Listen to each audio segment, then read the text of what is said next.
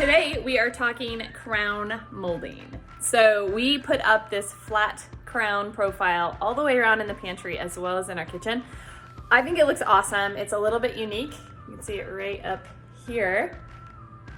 And so today Garrett's gonna walk you through the DIY, every step you need, as well as a few questions like why we like flat crown, why we held it down off the ceiling, and things like that. This is the crown profile we're doing. It's two pieces. It's this flat stock down here and then this flat crown. And you can see, so that's a flat stock, and this is what we call flat crown. I don't know the technical term, but you can see it just goes flat up against the wall. So it's a lot easier to install than traditional crown. And this guy, we are holding down a little bit from the ceiling, so it just has a little shadow line above it. Let's talk steps for this. Okay. What do you got? So the first step is to measure your distance across one wall, and I always start in the corner that you're going to notice the most. So that's the one that you'll see right as you walk into the space. So I start there and I work my way out around the top of the room from that corner.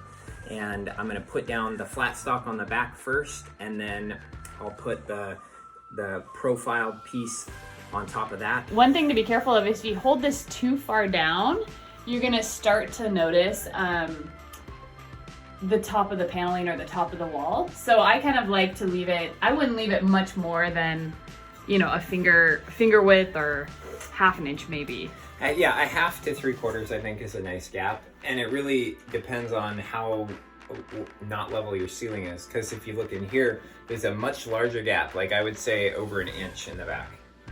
So back here, you can see it's a lot bigger of a gap. And that's the beauty of using this technique, because the ceilings are really unlevel, but when you just hold it down a little bit, you can make your molding level, everything comes out straight, the corners are nice, the 90s line up. I use a cordless finish nailer to attach it, and then we use caulking and make sure we get all the nail holes filled and the seams, and then we'll paint it.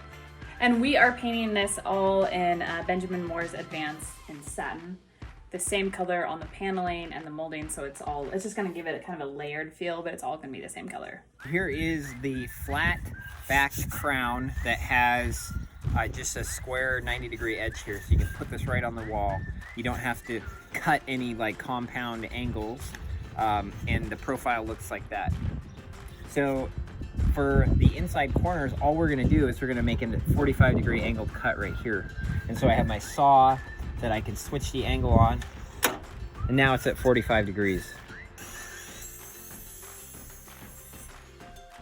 Now we're gonna cut the other piece that's gonna go on the angle that's gonna go like this. So we have to cut the opposite 45 on this piece. So we're gonna switch the saw around like this to the other 45, and then we're gonna cut back that way. The other great thing about this crown is that you can just hold it like this, and as opposed to the traditional crown that you'd have to hold at like a 45, that's really awkward. So this is really nice. And we have another 45. So now we have a perfect 90 degrees. And then for the outside corner, it's just the opposite. So we would hold it up and we would just cut the opposite direction of the 45 on each side. And then once we did that, we would end up with an outside corner like this. And then it has the molding profiles that come together on the outside of the corner.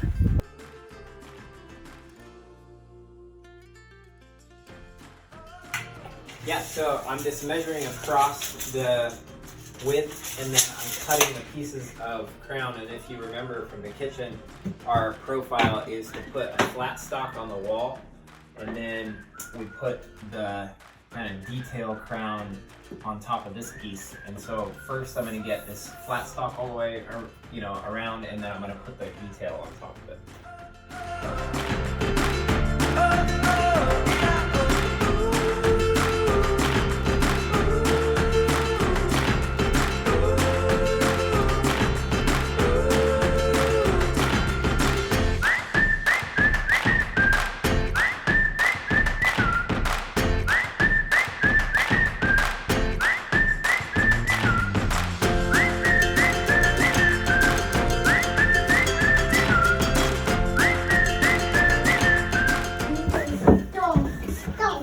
So you're just setting any nails that didn't quite make it all the way in? Yeah.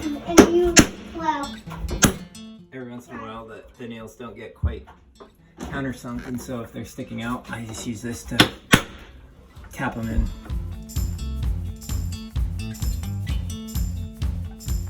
And painted crown, painted trim is really nice because you can caulk it and fill everything, and if you're not an A+ finish carpenter, caulk and paint are your best friends. And doing the same color on all the molding makes it even easier. You don't have to tape anything. You know, it makes it for an easier install. That is everything you need to know in order to put up flat crown for your own project. If you like this video, hit subscribe below or leave us a comment. You can also go over to Instagram. We're at The Grit and Polish over there, and we share a ton of behind the scenes of our projects on that platform. So thanks for watching.